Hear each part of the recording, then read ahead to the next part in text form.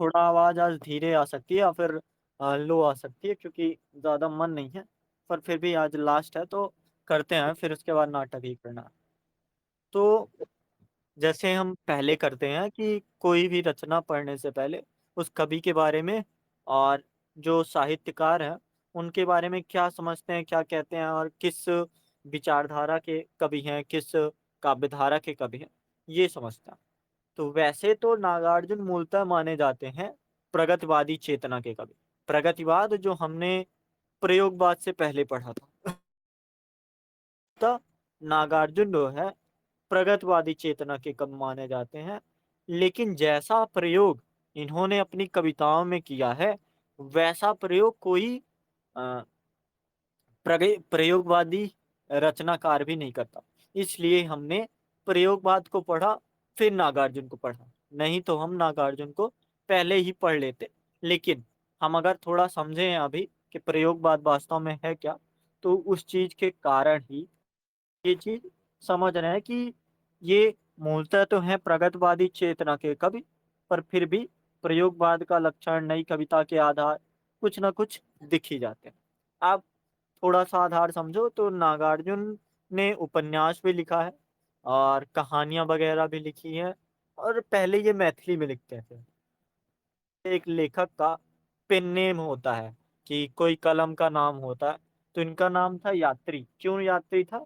क्योंकि ये यायावर घूमते रहते थे आसपास, मतलब इनको पसंद था।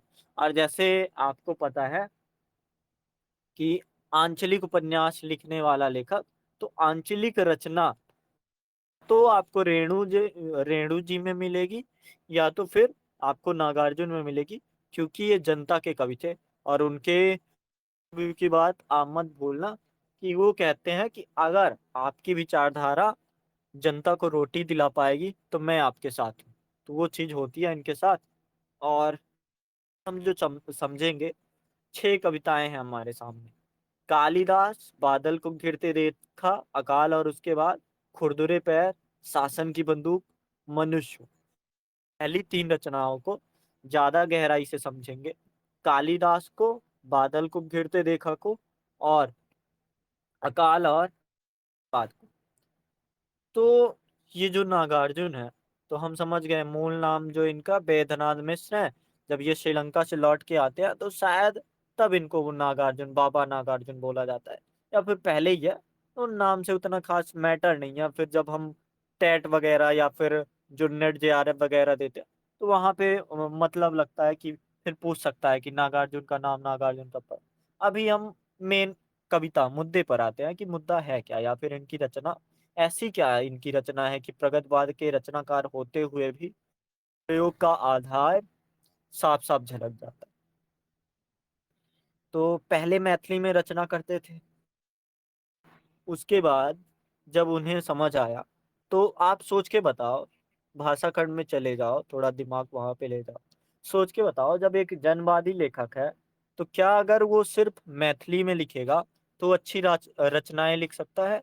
या फिर वो जनवादी लेखक है तो उसको खड़ी बोली या फिर हिंदी में आ जाना थोड़ा उसके उद्देश्य के लिए भी सफल हो जाएगा? और जैसे उनकी विचारधारा थी कि उनसे पूछा जाता है कि आप तो पहले गांधीवादी थे, फिर मार्क्सवादी हुए, फिर आपकी विचारधारा, तो क्या आपकी विचारधारा बदलती रहती है? तो मैं ये मान लूं कि आप किसी विचारधारा में शामिल नहीं हो। उन्होंने साफ साफ जवाब दिया, तो भाई अगर सर तो तुम्हारी विचारधारा, हाँ, सर तो यहाँ पर तो ये देखना पड़ेगा बोलो। कि मैं सर आंचलिक कविता सर लिखे थे तो ये सर मैंने लगता है कि इनको खड़ी बोल में चले जाना चाहिए।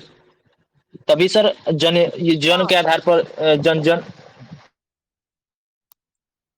हाँ, वही है कि इंसान प्रगतवादी चेतना का कवि तो जरूर है, पर उसकी रचनाओं में हर तरह के लक्षण साफ साफ, या फिर हर तरह के प्रयोग, चाहे भाषा के आधार प्रयोग कि मैथिली से वो डायरेक्ट खड़ी बोली में चला गया, या फिर छंद के आधार पर प्रयोग, सौंदर्य चेतना, अलंकारिकता पर प्रयोग, हर आधार पर आपको दिखेगा। इनकी जो पहली हिंदी कविता है, उसका नाम है राम के प्रति। राम के प्रति एक कह सकते हैं कि विश्व बंधु साप्ताहिक पत्रिका में छपी थी, और वहीं से इनका, और शायद राम के प्रति इनकी कविता जो 1934 में लिखी गई थी। अब 1934 समझो छायावाद का समय, छायावादी रचनाकार के दायरे में नहीं समझेंगे क्योंकि अनुमान लगाते हैं। तो इन्हें साहित्य अकादमी पुरस्कार मिला पहली ही कविता में, राम के प्रति में, जो लाहौर से प्रकाशित हुई। युगधारा पहला व्यवस्थित, मतलब इनकी जो पहली रचना है या फिर पहली हिंदी कविता संग्रह है, तो 1953 में युगधारा नाम से पहली हिंदी कविता संग्रह छपी थी।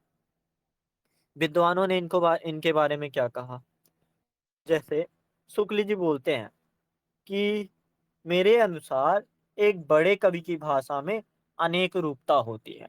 अनेक रूपता मतलब वही प्रयोगात्मकता। कविता की भाषा में अनेक रूपता का अर्थ है भाषा की बुनावट और शब्दों के संयोजन में अनेक रूपता। मतलब आप भाषा को कैसे बुन रहे हो और शब्दों को कैसे भाषा के साथ मिला के एक संयोजन बना रहे हो। जैसे इनकी एक कविता है अकाल और उसके बाद, इसमें कितना बढ़िया है कि बहुत कानी कुतिया सोई उनके पास, ऐसा करके है कि बहुत दिनों से चक्की रही उदास। आगे पढ़ेंगे हम, मुझे लाइन नहीं हाँ, याद आ रही अभी। तो डिफाइन वो जो हिंट डिफाइन। अनेक रूपता है। हाँ। हाँ। नहीं सर, वो बता रहे हैं कि कैसे मैं भूखा हूँ तो कुतिया भूई भूखी है। वो जो छिपकली जो है नहीं, पेड़ पर घूम। तो अभी सुनिए, अभी हम भाव के करीब नहीं जा रहे। अभी हम सिर्फ इतना समझ रहे हैं कि जो अनेक रूपता है, कि जब भाषा की बुनावट और शब्दों का संयोजन उनकी कविता को एक अलग स्तर पर या फिर अलग दायरे में पहुंचा देता है, तो ये चीज उनके काव्य की प्रासंगिकता रही है। और काव्य भाषा संबंधी ऐसी अनेक रूपता हिंदी के 3 कवियों में ही रही है। कौन से कवि? एक तो हमारे महाप्राण निराला हो गए, कि कोई भी शब्द कुछ भी बना सकते हैं। दूसरे तुलसीदास हो गए, हालांकि आप तुलसी को ही पहले मानो। ये तुलसी हो गए जो अपने भाषा को संयोजन करते हैं शब्दों के साथ और उसको बांटते हैं, जैसे चौपाई दोहा जो भी आता है। तो एक तुलसी हो गए। दूसरे निराला हो गए जो मुक्त छंद था, स्वच्छंदता बात था भाषा में, फिर भी वो अलग स्तर पर उस चीज को ले जाते हैं। और तीसरे हमारे कौन मिलते हैं? नागार्जुन मिलते हैं, जो भाषा में अनेक रूपता को शामिल करते हैं। तो ये विशेषता हमें मिल गई। जैसे अगर सवाल आता है, यूपीएससी पूछता है कि क्या जो नागार्जुन है सिर्फ अपनी काव्य या फिर कविता के भाव में बेहतर नहीं थे, बल्कि कविता की भाषा में भी या फिर कविता की काव्य कला में भी उन्होंने उन्होंने पारंगता हासिल कर ली थी। तो आपको फिर आचार्य शुक्ल की ये बात क्लियर कर देनी पड़ेगी कि हाँ, ऐसी बातें हमको देखने को मिलती हैं। इसलिए हम कह सकते हैं कि इनकी भाषा में अनुरूपता थी, और इनका भाषा के आधार पर हम तुलना तुलसी और निराला से कर सकते हैं। और तुलसी और निराला से अगर आप तुलना करोगे तो फिर मतलब कह सकते हैं, और पहले मैथिली में लिखते थे फिर खड़ी बोली में लिखने लगे, तो ये समझ आता है कि हाँ, इनके पास एक टैलेंट तो था। नामवर सिंह कहते हैं कि नागार्जुन की गिनती ना तो प्रयोगशील कवि।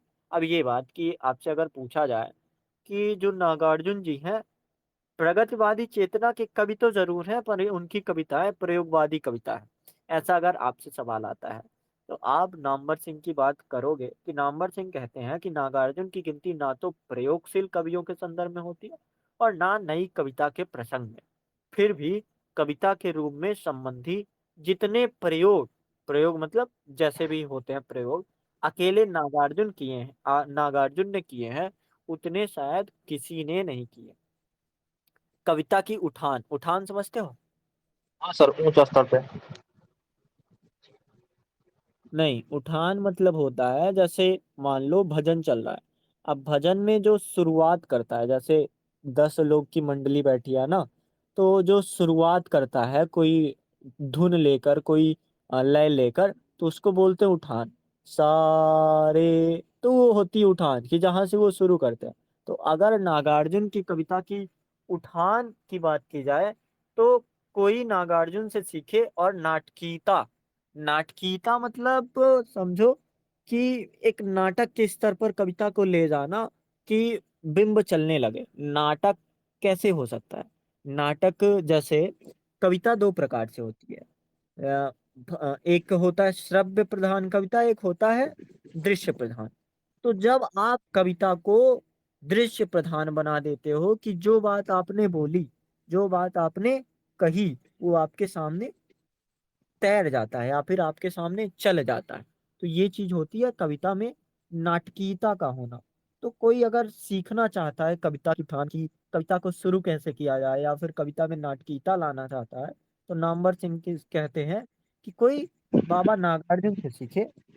और जैसी सिद्धि, सिद्धि मतलब कि एक तरह से कह सकते हैं पारंगतता, जैसी सिद्धि छंदों में, वैसा ही अधिकार बेछंद या मुक्त छंद की कविता पर, उनके बात पर करने के हजार ढंग है। मतलब बाबा नागार्जुन के पास किसी भी बात को बताने के लिए हजार तरीके हैं, और यही हजार तरीके नागार्जुन को प्रयोगवाद का कवि ना होते हुए भी प्रयोग प्रयोग का कवि बना देता है। तो ये चीज हमें समझ आती है। ठीक है, इतना समझे, आगे बढ़े। हाँ सर।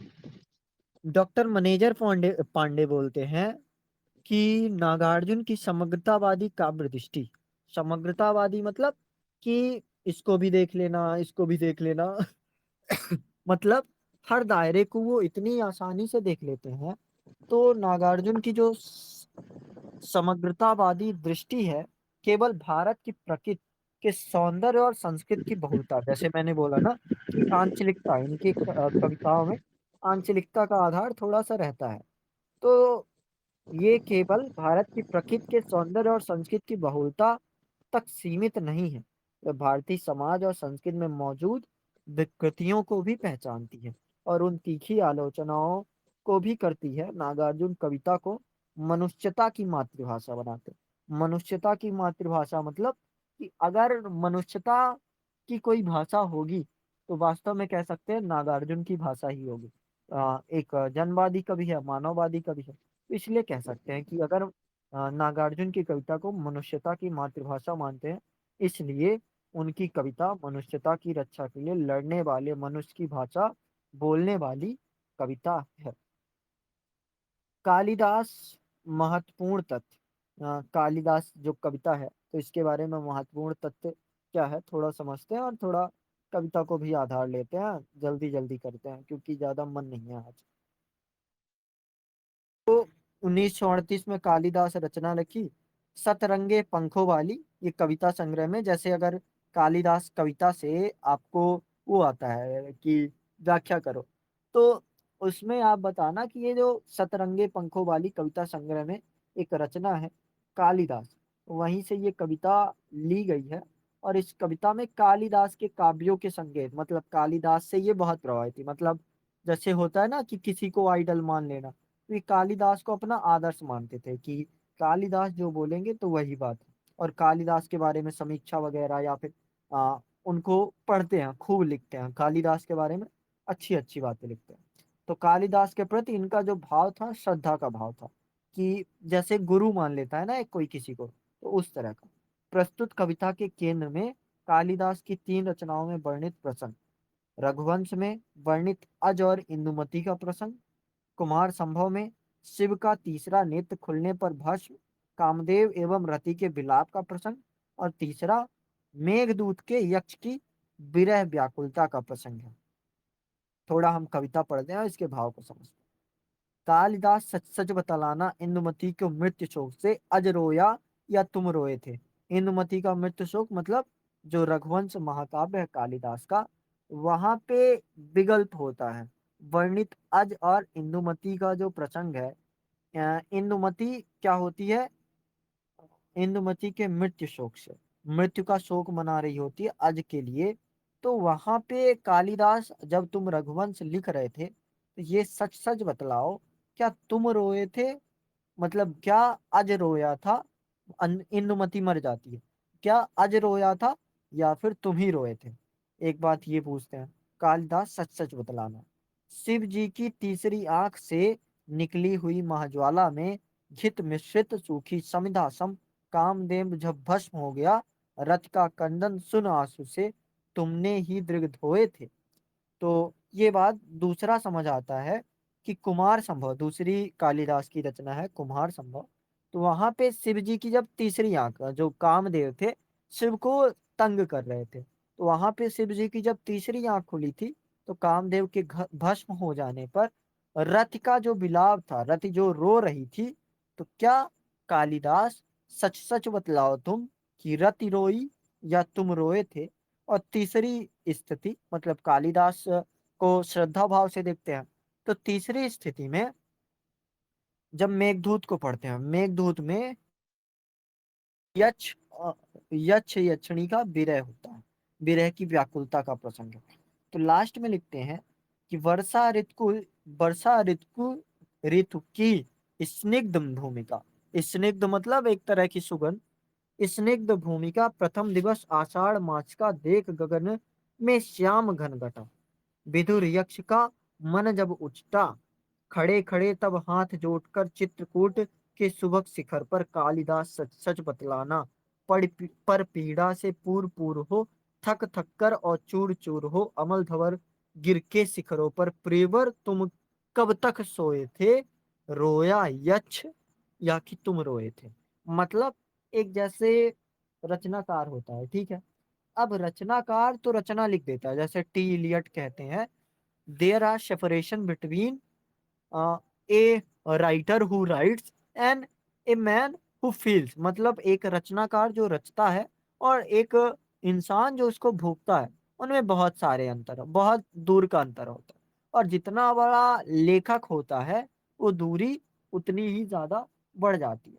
तो मान लो कि जो कालिदास है, वो यक्ष यक्षिणी के दुख को फील कर पा रहे हैं और उनके बारे में लिख पा रहे हैं, ठीक है। दूसरी बात, मान लो वो रति के दुख को महसूस कर पा रहे हैं, फिर उसको लिख रहे हैं।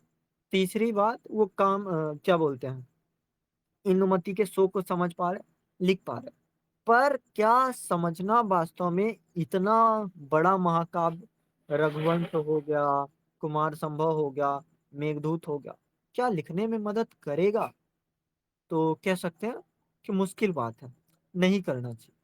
पर जब इंसान उस चीज को अनुभूति करता है, अनुभूति के स्तर पर जाता है, तो वास्तव में वो वही हो जाता है।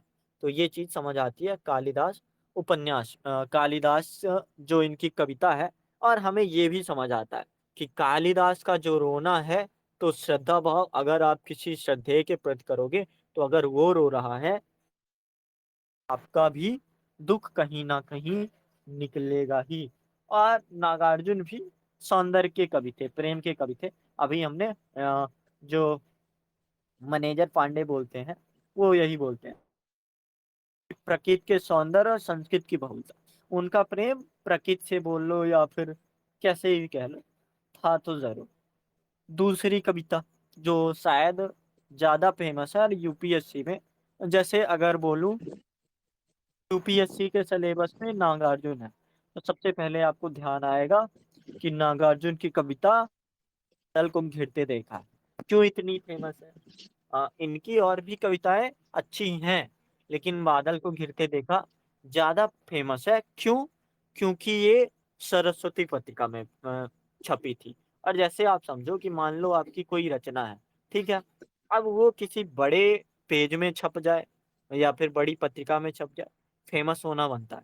और वो कहीं छोटे पत्रिकाओं में रह जाए या फिर उसका कविता संग्रह छोटा रह जाए, तो वो अच्छी होने के बावजूद भी क्षीण हो सकती है या फिर उससे कमजोर हो सकती है, इस कारण।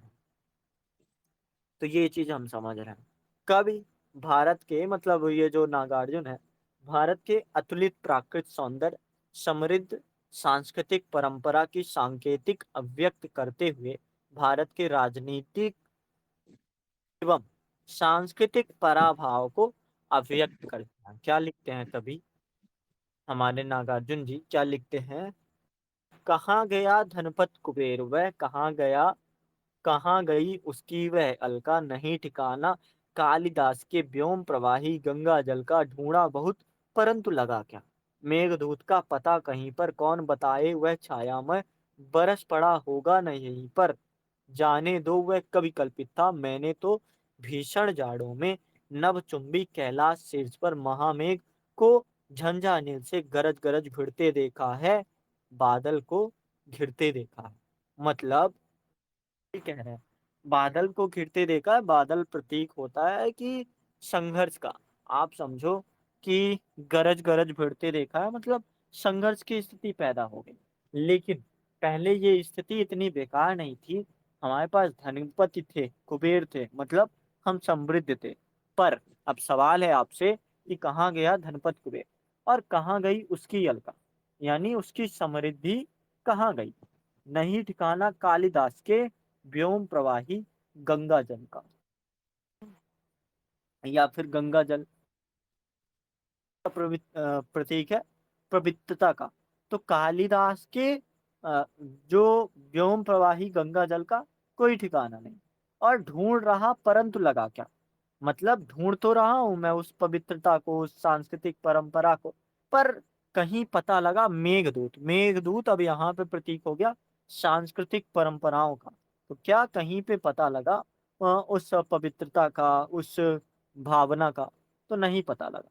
कौन बताए वह छाया में बरस पड़ा होगा न यहीं पर। जाने दो वह कभी कल्पित था, मैंने तो भीषण जाड़ों में नवचुंबी कैलाश शीर्ष पर। मतलब मैंने तो भीषण, भीषण मतलब जाड़ों में उस यथार्थता को देखा है। नवचुंबी मतलब आप तो सिर्फ कवि कल्पित की बात करते हो, मैंने वो चीज महसूस की है। महामेघ को झंझानील मतलब तूफानी स्थिति या फिर तूफानी हवा। तो मैंने ये सब महसूस किया है।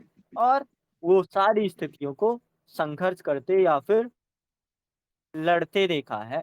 बादल को घिरते देखा, मतलब साफ साफ आकाश का होना और उसमें बादल घिर जाना। एक चीज होती है कि खुशहाली है, दूसरी स्थिति होती है बादल मंडराना। बादल मंडराना अर्थ होता है कि समस्याओं का सामने आ जाना।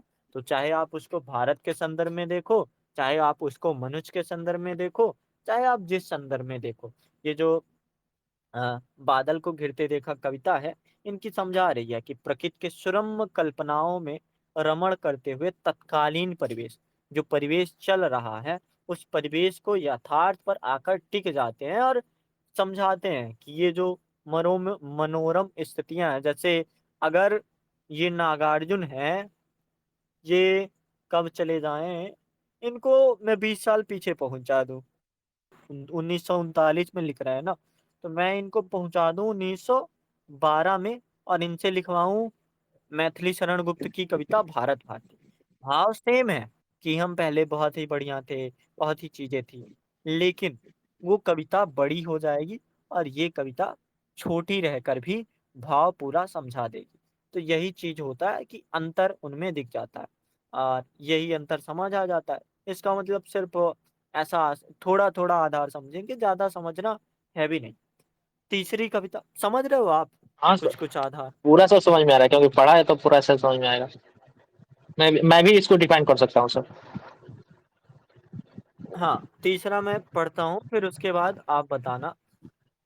अकाल और उसके बाद तीसरी कविता है। ये कविता मेरी फेवरेट कविता है। ये भी कविता सतरंगे पंखों वाली कविता संग्रह में ही लिखा गया और इसका टाइम पीरियड है 1952। तो अब अगर मुझे अकाल बताना होता तो मुझे, अगर मैं भक्ति काल में होता तो मुझे मुझे उत्तरकांड लिखना पड़ता।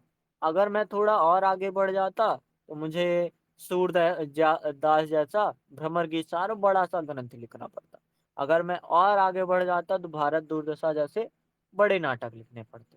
लेकिन अब मैं हूँ 1952 में, नई कविताओं के दौर में। और उन नई कविताओं के दौर में अब मेरे पास शब्द इतने सटीक हैं, शब्द इतने साधक सार्थक है, या फिर अब मेरे पास क्या है, भाषा की अनेक रूपता है, जिसमें शब्दों का संयोजन और भाषा की अनेक रूपता दोनों मिलके भाव को तुरंत समझाएंगे और तुरंत आपको फील कराएंगे। मैं सिर्फ 8 लाइनों में आपको महसूस करा दूंगा क्या स्थिति है और क्या स्थिति होनी चाहिए। तो अकाल और उसके बाद एक जो कविता है, ऐसा है कि कई दिनों तक चूल्हा रोया चक्की रही उदास। अ, इसको आप भाव समझाओ, मैं बताता जाऊंगा, आप भाव समझाओ। सर कई दिनों तक चूल्हा रोया चक्की रही उदास। हाँ बताओ। सर, सर कह रहे हैं कि कई दिनों तक जो चूल्हा है अभी तक जला नहीं है, वो उदास रही है, मैंने कि उसमें कोई भी खाना बनता है तो खाना भी नहीं बना, जो लिपा छुपा है तो उसी तरह है। हाँ, मतलब आप इसको और गहरे से ले जाओ तो भूख की स्थिति उत्पन्न है, और भूख की स्थिति में चक्की रही उदास, मतलब दाने दा, अनाज का अभाव है और चूल्हा। हाँ हाँ, हाँ, जो स्थितियां हैं बद से बदतर है, वो सर अकाल दाने समझिए, दाने अकाल। के लिए तरस रहे हैं। तरस रहे हैं। अब कई दिनों तक कानी कुतिया सोई उनके पास।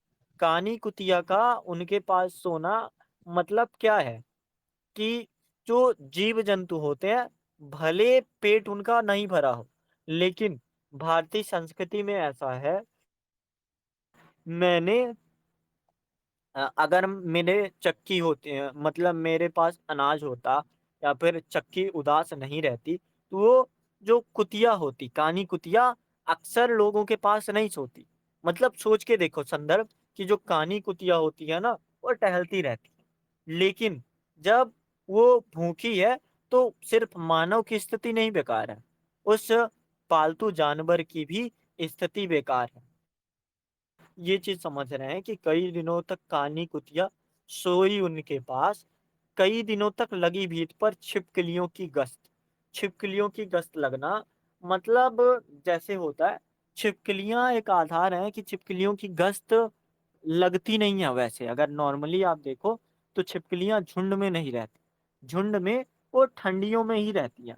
ठंडी में मतलब आप अगर गर्मी में देखोगे तो वो टहलती रहती है, और गर्मी का मतलब है कि उनके पास अनाज होगा या फिर चक्की चल रही है, और चक्की चल रही है मतलब संघर्ष हो रहा है, वो स्थिति है।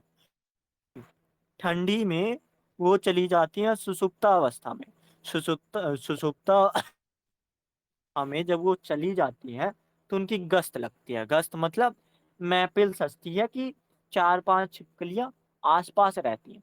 तो जब स्थिति ऐसी बनी है कि छिपकलियों की भी गश्त लग रही है, आप गर्मी में भी ठंड की स्थिति है, ऐसा आपको जो भाव मैं समझाना चाह रहा हूँ, शब्दों से भले ना समझो, बस आप दिमाग से समझो कि जो छिपकलियों की गश्त है ना, इतनी आसानी से आपको नहीं दिखेगा कि दो छिपकलियां आसपास हैं।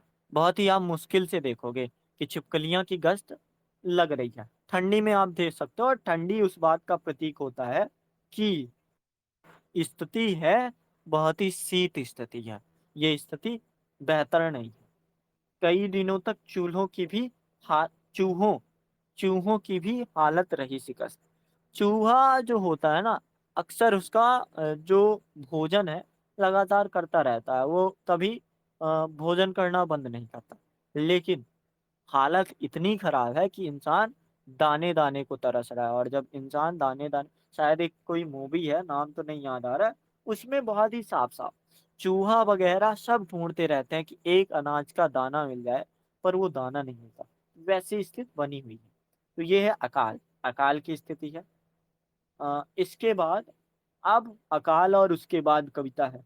अकाल तो हमने समझ गए कि जो हालत है ना, बहुत ही ज्यादा गंभीर है, कि सबकी हालत बेकार। उसके बाद क्या होता है, दाने आए घर के अंदर कई दिनों के बाद, मतलब स्थिति थोड़ी बेहतर हुई। दाने आए घर के अंदर कई दिनों के बाद, धुआं उठा आंगन के ऊपर कई दिनों के बाद, उठी घर भर की आंखें सर कई कहने के दिनों के बाद, कौवे ने खुजलाई पांखें कई दिनों के बाद। क्या मतलब है कहने का? कहना चाहते हैं कि जब दाना आता है तो सर धुआं घर के अंदर से बाहर उठने लगता है, और कौवा अपने पैर को सर को खुजाने लगता है सर। हाँ, वो स्थितियां मतलब जो कौवा है पांखें तभी खुजला सकता है जब उसका पेट भरा होगा। बिना पेट भरे वो तलाश में ही होगा। या फिर चमक उठी घर भर की आंखें, आंखें चमकना ये मुहावरा है, मतलब खुश हो जाना। तो चमक उठे घर भर मतलब संपूर्ण जो भारत है उसकी आंखें चमक उठी। क्यों चमक उठी? क्योंकि धुआं उठा आंगन के ऊपर। आंगन के ऊपर धुआं उठने का अर्थ है कि खाना बन रहा है। तो ये स्थिति है। तो ये है हमारा 3 कविताएं। और भी इनकी जैसे खुरदुरे पैर, हालांकि है नहीं अपने सिलेबस में, पर अगर सुनना चाहो तो दे रहे थे गति रबड़ विहीन ठूठ पैडलों पर। पैडलों को रबड़ विहीन ठूठे पैदल, समझ रहे हो क्या होता है?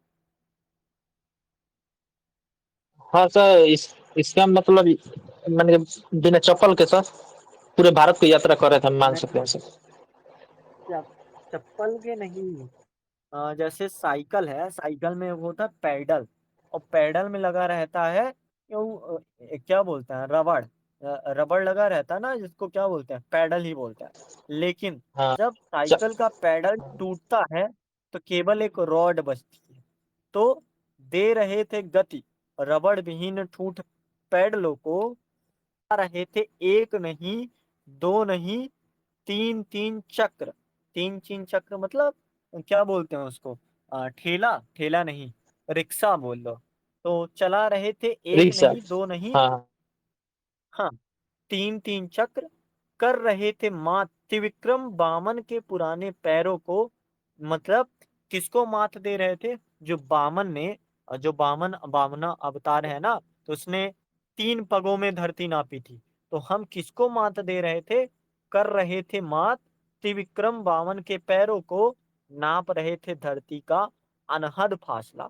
मतलब जो हम गति दे रहे हैं और रबड़ विहीन पैडलों को, तो उससे नाप रहे हैं धरती का अनहद मतलब सीमा रहित फासला। घंटों के हिसाब से ढोए जा रहे थे। मतलब समय के हिसाब से आप रिक्शों में ढोते, मतलब किसकी बात कर रहे हैं? जो जैसे एक कविता है वह तोड़ती पत्थर, मतलब एक स्त्री है पत्थर तोड़ रही है। तो वैसी ही यह कविता है खुरदुरे पैर। किसकी कविता होगी? कि जो रिक्शा वाला है या फिर रिक्शा चला रहा है। तो कितनी गहराई से देख रहा है इंसान कि घंटों के हिसाब से ढोए जा रहे थे, देर तक टकराए उस दिन इन आंखों से वे पैर।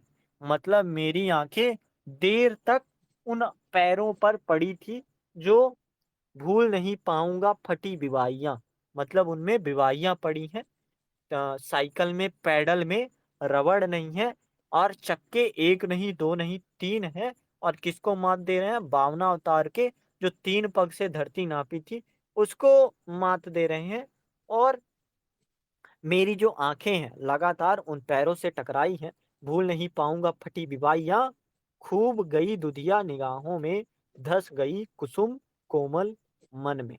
मतलब जो मन है वो फूल का बना हुआ है। लेकिन और जो मेरी निगाहें, दुधिया निगाहें समझते हो क्या है? नहीं, यहाँ पर सर दूधिया निगाह नहीं समझ पा रहा हूँ। दुधिया दांत सुना है आपने? दुधिया दांत, दूध के दांत। हाँ हाँ हाँ, सुना है सर, वो टूट जाता है फिर जम दूध जाता है। दूध के दांत बहुत कमजोर होते हैं। तो वो अपनी निगाहों को दुधिया निगाह बोल रहे हैं। मतलब कि वो निगाह कमजोर है। अब वो निगाह क्या नहीं देख पा रही है? फटी विवाहियों को नहीं देख पा रही हैं। और क्या अंदर, अपने अंदर, मतलब उनके पैर से कोमल तो मेरा हृदय है, जो उसको देख नहीं पाएगा। में यथार्थ परखता है, प्रगतिशील चिंतन है, संवेदनशीलता। देख रहे हो कि कोई रिक्शा चला रहा है, तो आप उस चीज को कभी इस गहराई से महसूस किया है आपने कि सामने वाला रिक्शा चला रहा है तो सिर्फ रिक्शा नहीं चला रहा, ये मात दे रहा है बामन के पुराने पैरों को, और नाप रहा है धरती का अनहद फासला। तो ये चीज हमें समझ आती है। ठीक है, इनकी सर यहाँ अगली कविता है। सर यहाँ हाँ, हम्म, सर यहाँ पर उपमा अलंकार बता सकते हैं, और यहाँ पर ये सर बता सकते हैं कि यहाँ पर बीम बता सकते हैं कि तुलना से नौका का बीम कहेंगे सर यहाँ पर। हाँ, बिंब मतलब उनके काव्यों की नाटकीयता ही है। सही है, सही बता रहे हैं। अब अगली इनकी कविता है सन की बंदूक। ये भी नहीं है अपने सिलेबस में, पर कविता पढ़ लेते हैं, 8 लाइन की तो है ही। उस हिटलरी गुमान पर सभी थूक रहे थे। मतलब 1967 की कविता है, और जनवादी कवि है। और ये कवि भारत की स्थिति से कि जो जनता का या फिर कहें कि जो प्रशासन चल रहा है ना, इससे बहुत ज़्यादा खींच गया है कि यार मैं नहीं देख पाऊँगा ये स्थिति, और मैं ये स्थिति नहीं देख पाऊँगा तो शायद ये लौटने के बाद लिखते हैं श्रीलंका से जब बौद्ध धर्म अपनाते हैं, उसके बाद लिखते हैं या फिर पहले लिखते हैं, इतना तो क्लियर नहीं है। पर ऐसी स्थिति बनी हुई है जहाँ पे भारत की राज्य व्यवस्था है, गुलाम सी हो गई है कि तानाशाह हो गया, कुठाराघात हो गया, 1962 का युद्ध देख लो, 1965 का भारत-पाक युद्ध देख लो, दोनों स्थितियों में वो बेकार सी स्थिति बनी हुई है। तो जब बेकार सी स्थिति बनी हुई है तो साफ-साफ बोलेंगे। हिटलर हिटलर अक्सर प्रतीक रहा है तानाशाही का। तो उस हिटलरी गुमान पर सभी रहे थू, जिसमें कानी हो गई शासन की बंदूक। शासन की बंदूक का कानी हो जाना समझते हो अर्थ? नहीं सर, वो शासन यहाँ पर उतना अच्छा समझ में नहीं आया। थोड़ा सा शासन के आधार पर देखो कहानी मैंने देखो सर काम करा ना। पहले बंदूक सुनो सुनो पहले बंदूकों में दो नली होती थी, ठीक है। अब अगर बंदूक कानी हो जाएगी, मतलब कानी मतलब एक आंख फूट जाना, तो एक आंख फूट जाएगी तो वो एक तरफा देखेगी। तो शासन की जो बंदूक है वो अब एक तरफा देख रही है। कौन से तरफा देख रही है? सिर्फ अपना लाभ या फिर अपना हित, मतलब तानाशाही का। इस आधार पर वो देख, नाटकीयता देख रहे हो कितनी गहरी है। हाँ सर, यहाँ तो पर व्यक्तित्व की बता सकते हैं। हाँ, बढ़ी बधिरता 10 गुनी, बने बिनोबा मूक। बधिरता समझते हो? बधिरता समझते हो? नहीं सर, ऐसे ऐसे वर्ड नहीं समझते ये वाला। बधिरता मतलब क्या बोलते हैं कि कान का बहरा हो जाना। तो जो बहरापन था, जैसे जनता की आवाज एक होती है, तो बधिरता 10 गुना, मतलब जो बहरापन है 10 गुना बढ़ गया है। बंदूक कानी हो गई है। बने बिनोबा मूक। तो बिनोबा भावे आप समझ लो, या फिर बिनोबा का मतलब होता है कि जो विरोधी दल होते हैं। विरोधी दल मतलब विपक्ष। तो बने नोबा मुंह मतलब लोकतंत्र में सबसे ज्यादा मैटर होता है, या फिर सबसे ज्यादा जो उत्तरदायित्व होता है प्रधानमंत्री से ज्यादा, अ, विपक्ष के नेता का दायित्व होता है कि वो लगातार उसको रास्ते में लाए। तो सिर्फ ये शासन को नहीं कह रहे हैं कि कानी बंदूक हो गई है, या फिर जो बधिरता है 10 गुनी बढ़ गई है। वो विपक्ष को भी बोल रहे हैं कि विरोधी जल जो है ना, वो मूक। मूक समझते हो क्या होता है? हाँ सर, मूक मुंह मतलब समझता हूँ। क्या होता है? सर मुंह पर मुंह होता है यहाँ पर, यही ना। मूक मतलब गूंगा। आप ऐसा समझ लो कि बंदूक कानी हो गई है शासन की, जो क्या बोलते हैं, बधिरता है या फिर जनता की आवाज है। आप 10 गुना तेज भी बोलोगे तो भी नहीं सुनाई देगा। और जो विरोधी पक्ष है वो क्या बोलते हैं, मूक हो गए हैं या फिर गूंगे हो गए हैं। धन्य वह शासन की बंदूक, स्वयं सत्य घायल हुआ, गई अहिंसा चूक। अहिंसा का चूक जाना मतलब जो तुम बार बार बोल रहे थे कि अहिंसा अपनाओ अहिंसा अपनाओ, अब क्या हुआ? स्वयं सत्य स्वयं घायल हुआ। अभी आज ही हम कर रहे थे ना सत्य वाली बात, तो सत्य स्वयं घायल हो गया है। अब वो क्या बोलेगा? अब धन्य वह शासन की बंदूक, मतलब ये ताना मार रहे हैं, व्यंग कस रहे हैं कि जो स्थिति हो गई है, धन्य हो ऐसी स्थिति का कि शासन की बंदूक। और ऐसी बंदूक जब चली तो इस बंदूक से कौन घायल हुआ? सत्य घायल हुआ। सत्य क्या घायल हुआ? कि लोकतंत्र था और लोकतंत्र ही घायल होगा। गई गई अहिंसा चूक। और अहिंसा, जब अहिंसा की बात होती है और हिंसा की बात होती है, तो अहिंसा से आप जीतोगे नहीं। हिंसा की बंदूक चल चुकी है और हिंसा की बंदूक से सत्य घायल हो गया। और अहिंसा की जो बात थी वो चूक गई, मतलब निशाना उसका खराब चला गया। जहां तहां दगने लगी शासन की बंदूक, जली ठूंठ पर बैठकर।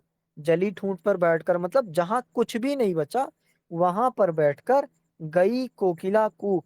मतलब जो कोयल है, कोयल अक्सर बरगद के पेड़, आप ऑब्जर्व करना कोयल का बोलना कम क्यों हो गया? कम इसलिए हो गया क्योंकि घने पेड़ कम मिलते हैं। तो जली ठूंठ पर बैठकर गई कोकिला कूक, मतलब आपको जो कोयल है, जली हुई ठूंठ पर बैठकर कोयल कूक गई। तो ये बात समझ पा रहे हैं? बाल न बांका कर सकी शासन की बंदूक, मतलब उस कोयल की जो अ, आवाज है, उसको बाल बांका कोई नहीं कर पाया। मतलब एक आवाज तो ऐसी भी, मतलब चाहे वो खुद को बोल लो या फिर जनता को बोल लो, तो वो चीजें समझ आती है। आप, ये स्थिति थी, भारत पाक युद्ध 1965 में चल रहा था, भारत चीन युद्ध 1962 में चल रहा था, और 1967 में ये कविता थी। तो इस आधार पर उन्होंने कविता लिखी थी, शासन की बंदूक। लास्ट कविता हम थोड़ा समझ लेते हैं, फिर बंद करते हैं, मन नहीं आज। मनुष्य हूँ। मनुष्य हूँ मतलब, मनुष्य हूँ मतलब इनकी कविता का क्या आधार होगा, बताओ जरा। मनुष्य मतलब सर, ये मनुष्य के सर, मनुष्य के जो आ रही जो सर यहाँ पर तो मान सकते हैं सर। देखो, मनुष्यों का साफ साफ मतलब यही होगा कि एक होता है मनुष्य होना, और दूसरा होता है मनुष्य होते हुए मनुष्य होना। तो वो चीज मनुष्य बोल रहे हैं, मतलब मुझे अगर दुख दोगे तो दुख होगा, सुख दोगे तो सुख होगा, जैसी भी परिस्थितियां हैं, जैसी भी आधार है, वो आधार मुझे महसूस होगा। तो माध्यम से उपेक्षित, जैसे अभी आप देख रहे थे अकाल, और उसके बाद समझ आता है कि अकाल है पर सम स्थितियां बेहतर नहीं। अभी हूँ सच है, किंतु खटपदो जैसा क्या मैं। खटपद मतलब भ्रमर। भ्रमर समझो कि भौरा जो होता है, एक फूल पे जाएगा, गुंजन करेगा, फिर वहां से उड़ के दूसरे पर जाएगा। तो कभी हूँ सच है, किंतु खटपट जैसा क्या मैं, मतलब क्या मैं एक फूल से दूसरे फूल में जाने वाला कभी हूँ। फूल सूंघ सूंघ कर रह सकता हूँ, कभी हूँ सच है, मतलब कभी हूँ सच है, और मैं फूल सूंघ सूंघ कर रह सकता हूँ, सही बात है। पर अशोक के कोमल किसले पहन ओढ़कर ही कैसे मैं रह सकता हूँ। और अगर बात की जाए कि मैं फूल तो तभी सूंघूंगा ना जब उसमें सुगंध होगी, पर क्या अशोक के कोमल किसले, मतलब अशोक का फूल कोमल तो होता है पर उसमें सुगंध नहीं होगी। तो क्या, पर अशोक के कोमल किचले पहन ओढ़कर ही कैसे मैं रह सकता हूँ, कभी हूँ सच है, किंतु क्षणिक क्यों को यों अवहेलित करके, मतलब जो यथार्थता है उस चीज को क्या मैं हटा करके, या फिर अवहेलित करना मतलब अवहेलना करके, क्या शाश्वत का सीमांत कभी क्या छू पाऊंगा। मतलब कवि का दायित्व होता है कि शाश्वत के सीमांत को आप छुओ। और प्रयोगवाद भी लगभग यही है कि आप सत्य का अन्वेषण करो। तो सत्य का अन्वेषण, जब आप शाश्वत सत्य के करीब जाओगे कि जो है प्रक्रिया में बना रहे, तो क्या कभी छू पाऊंगा, कभी हूं सच है। इसलिए क्या, आतप समझते हो, धूप, आतप, वर्षा, हिम, तीन चीजें या फिर तीन स्थितियां, धूप, बारिश और बर्फ पड़ना मतलब ठंडी, भी मुझसे दब जाएंगे। क्या मेरे कवि होने से ये चीजें दब जाएंगी।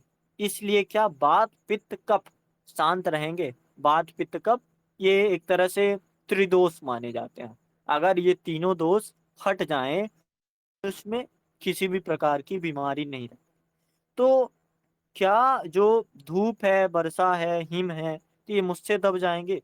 इसलिए क्या, क्योंकि, या फिर इसलिए क्या, जो त्रिदोष हैं, तीन दोष हैं, यानी कोई भी तरह की बीमारी ना हो, तो क्या आप बात पित्त कफ शांत रहेंगे। नहीं नहीं सो कैसे होगा, मतलब अगर नहीं होगा तो कैसे होगा। कभी हूं पीछे पहले तो मैं मानव ही हूँ। कवि होने से पहले मैं क्या हूँ, मानव हूँ। अब कवि हूँ तो मैं अच्छी अच्छी रचनाएं लिखूंगा। मैं, जैसे अभी जो डॉक्टर मैनेजर पांड्या क्या बोलते हैं, नागार्जुन जो है प्रकृति के कवि हैं, सौंदर्य चेतना के कवि हैं, पर उससे पहले वो मानव भी हैं। तो ये चीज हमें समझ आ रही है कि कवि तो हूँ, और मैं कवि हूँ तो मैं अच्छे अच्छे फूल ओढ़कर रह सकता हूँ, पर क्या केवल सूंघ-सूंघ कर रह सकता हूँ या फिर केवल क्षणिक तथ्यों की अवहेलना मतलब यथार्थ की अवहेलना करके रह सकता हूँ? या फिर मुझसे जो 3 दोष हैं, वात, पित्त, कफ या फिर उसको आप किसी भी तरह रिलेट कर लो, शांत रह पाएँगे? और अगर नहीं रह पाएँगे, तो मैं कवि से पहले मानव हूँ। अतिमानव या लोकोत्तर किसको कहते हैं, नहीं जानता। मतलब पहला मानव या फिर उसके बाद का मानव किसे कहते हैं, नहीं जानता। कैसे जानूँ सुख-सुविधा में हुलस-हुलस कर। हुलस-हुलस कर मतलब जो मेरी उमंग है, उनमें अपनी इच्छा को उमंग से भरकर इच्छा करना। हुलस-हुलस कर मतलब ठूस-ठूस कर समझो, कि कैसे जानूँ सुख-सुविधा में हुलस-हुलस कर, दुःख-दुविधा में झुलस-झुलस कर। मतलब एक चीज़ का अति कर लेना और दूसरी चीज़ से त्रासदी हो जाना। सब जैसे अपने जीवन को बिता रहे हैं, वैसे मैं भी अपना जीवन बिता रहा हूँ। कवि हूँ, सच है। तो ये उनकी वो कविता है जिसमें समझाते हैं कि हाँ, मैं कवि तो ज़रूर हूँ, पर कवि होने से पहले मैं मानव हूँ और अगर मानव हूँ, तो मुझे सुख-सुविधाएँ तो चाहिए, पर दुःख है तो उन दुःख की स्थितियों को दूर करूँ। ये हैं हमारे बाबा नागार्जुन। कोई अब सर सवाल हो तो बताओ? सर हरिजन गाथा सबसे बेहतर है लगता है हमको इनका।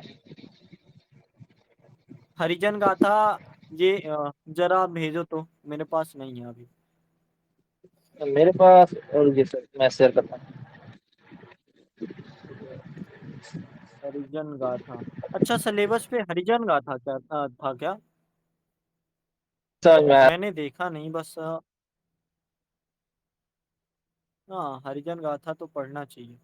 मैं पढ़ा था सर, बहुत अच्छा लगा, मैं भेज रहा हूँ सर वहीं पर हिंदी लिंक सेंड कर रहा हूँ वैसी वाला पर। हाँ, ठीक है मैं खोल लिया।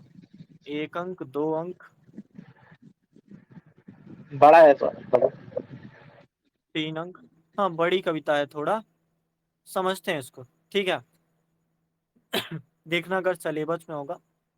जैसे क्या लिखा है? ऐ ऐसा तो कभी नहीं हुआ था महसूस करने लगी वे एक अनोखी बेचैनी एक अपूर्व आकुलता। उसकी गर्भ गर्भ कुक्षियों के अंदर बार-बार उठने लगी तीस, लगाने लगे दौड़ उनके भ्रूण अंदर ही अंदर, ऐसा तो कभी नहीं हुआ था। मतलब एक स्त्री है जो अपने गर्भकुक्ष या फिर अपने गर्भ के भीतर ऐसी स्थिति महसूस कर रही है जहाँ पे उसे महसूस कर रहा है कुछ तो बेचैनी है, कुछ तो व्याकुलता है और ऐसी व्याकुलता आज से पहले नहीं थी। बार-बार उठने लगी टीसें, टीसें मतलब एक ग्लानि होती है, वो बार-बार उठने लगी टीसें लगाने लगे दौड़, उनके भ्रूण अंदर ही अंदर, ऐसा तो कभी नहीं हुआ था। मतलब इससे पहले ऐसा कभी नहीं हुआ था। ऐसा तो कभी नहीं हुआ था कि हरिजन माताएँ अपने भ्रूणों के जनकों को खो चुकी हों। भ्रूणों के जनकों को खो चुकना मतलब कि जो पैदा होने वाला या फिर जो बच्चा होने वाला, उनका जो पिता है, तो ऐसा उन्हें कभी नहीं लगा था कि हरिजन माताएँ, हरिजन मतलब आप दलित बोलो, पिछड़ा वर्ग बोलो, जो भी बोलो, तो ऐसा तो कभी नहीं हुआ था कि हरिजन माताएँ अपने भ्रूणों के जनकों को खो चुकी हों। एक पैशाचिक दुष्कांड में ऐसा तो कभी नहीं हुआ था। पैशाचिक दुष्कांड में खोना एक ऐसी स्थिति हो जाती है, जहाँ पे जैसे आप समझो ना कि अ, अक्सर ये जो हरिजन लोग हैं या फिर ये जो अपने संस्कृति या फिर परंपरा को ज़्यादा महत्व देते हैं, तो वो ऐसी स्थितियाँ सोच लेते हैं कि मैंने अगर गलती की है, तो ये हमारी पैशाचिक दुष्कांड है या फिर हमने बहुत ज़्यादा गलत किया है। पर ऐसा कभी नहीं हुआ था पैशाचिक दुष्कांडों में। ऐसा तो कभी नहीं हुआ था कि 1 नहीं, 2 नहीं, 3 नहीं। ये तरीका नागार्जुन का है और ये बहुत ही अच्छा तरीका लगता है मुझे। 1 नहीं, 2 नहीं, 3 नहीं, 13 के 13 अभागे अकिंचन मनुपुत्र जिंदा झोंक दिए गए। ये जो हरिजन गाथा कविता है, ये जैसे मनु भंडारी का जो महाभोज है ना, उसी टाइम पीरियड की कविता है। और क्या होता है, बेलारी नामक गांव में, बिहार का एक अब बेलारी नामक गांव है, तो वहां पे आगजनी की घटना हो जाती है, और वहां पे 13 इंसान झोंक दिए जाते हैं। और उसी के बारे में एक्सट्रैक्ट करके मन्नू भंडारी लिखती हैं, उसी के बारे में बाबा नागार्जुन भी लिखते हैं। तो ये कविता वहां से रिलेट कर रही है। थोड़ा कॉन्टेक्स्ट समझे रहोगे तो आधार बनेगा। क्या लिखा है कि एक नहीं, दो नहीं, तीन नहीं, 13 के 13 अभागे अकिंचन मुनपुत्र। मनुपुत्र मतलब कि मनु, मनुष्य के अ, बोलता मनु मनुष्य। स्त्री। हाँ, उसके बारे में थोड़ा जानते होगे। तो अकिंचन मनपुत्र, अकिंचन का मतलब होता है गरीब। गरीब मनु के पुत्र जिंदा झोंक दिए गए प्रचंड अग्नि की विकराल लपटों में, साधन संपन्न ऊंची जातियों वाले 100 मनुपुत्रों द्वारा। मतलब वो जो 13 अभागे थे, अकिंचन मनु के पुत्र, इनको भी ये मनु के पुत्र से अलग नहीं कर रहे हैं। बाबा नागार्जुन का पूरा नाम था वैद्यनाथ मिश्र। और वैद्यनाथ मिश्र जो है, ये जात पात को इतना मायने नहीं रखते थे। तो एक गरीब मनुपुत्र, मतलब मनु के गरीब पुत्र, और दूसरे झोंका किसने, 100 मनुपुत्रों ने। शायद अमीर है या फिर तबके में थोड़ा ऊपर है। तो आगे लिखा है, ऐसा तो कभी नहीं हुआ था कि महज 10 मील दूर पड़ता हो थाना, और दरोगा जी तक बार बार खबरें पहुंचा दी गई हो संभावित दुर्घटनाओं की। मतलब ऐसा आज से पहले कभी नहीं हुआ था। और निरंतर कई दिनों तक चलती रही हो तैयारियां सरेआम। किस चीज की तैयारियां? किरासिन के कनस्तर, मोटे मोटे लक्कड़, उपलों के ढेर, सूखी घास फूस के पूले जुटाए गए हों उल्लासपूर्वक। ये समझ रहे हो क्या हाँ है? सर। क्या है? यहाँ पर सर ये बताएं, इसका अर्थ ये सर बताने का प्रयास करें क्या बोल रहे हैं। बताइए।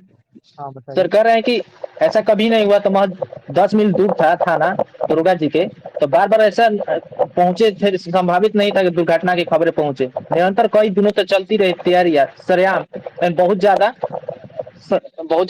तैयारियां चल, केरासिन कस्तन, मोटे मोटे लकड़ थे सर, मोटे मोटे लकड़। देखो, मैं समझाता हूँ।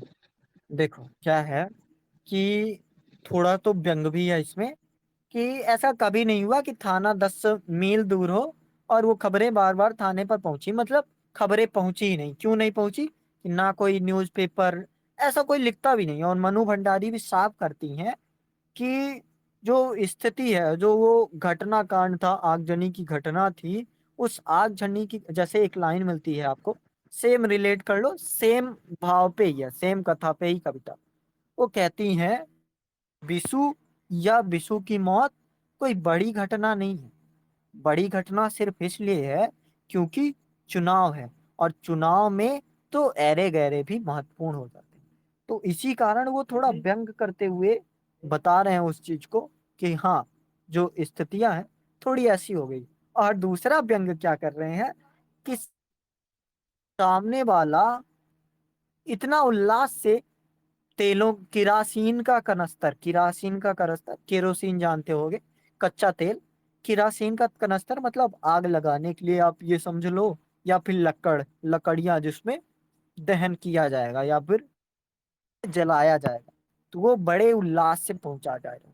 जैसे आप सोचो कि किसी के घर 13 लोग मर गए हैं, मतलब हरिजन के यहाँ 13 लोग मर गए हैं, या फिर उस गांव में 13 लोग मर गए हैं, और आप दया दिखाने के चक्कर में कहो कि मैं आपको किरासीन के कनस्तर उपलब्ध करा दूंगा, और मैं आपको लकड़ियां उपलब्ध करा दूंगा, कि इनकी जो अध जला जो शरीर है पूरी तरीके से जल पाए। तो ये स्थिति आज तक किसी ने नहीं लिखी, तो वो नागार्जुन ही लिख सकते थे। आगे पढ़ूं? जी सर। मेरा मन खिन्न हो रहा है थोड़ा। आगे भाव है कि उपलों के ढेर, सूखी घास फूस के पूले जुटाए गए हो उल्लासपूर्वक, और एक विराट चिता कुंड के लिए खोदा गया हो गड्ढा हंस हंस कर। मतलब उनको आग लगाने के लिए ऐसी स्थिति बनाई गई हो। और ऊंची जातियों वालों, वो समूची आबादी आ गई हो होली वाले सुपर मौज के मूड में। मतलब होली से पहले क्या होता है, होलिका होता है ना, तो होलिका वाले सुपर मूड के तौर पे कि अब मजा आएगा, अब देखेंगे।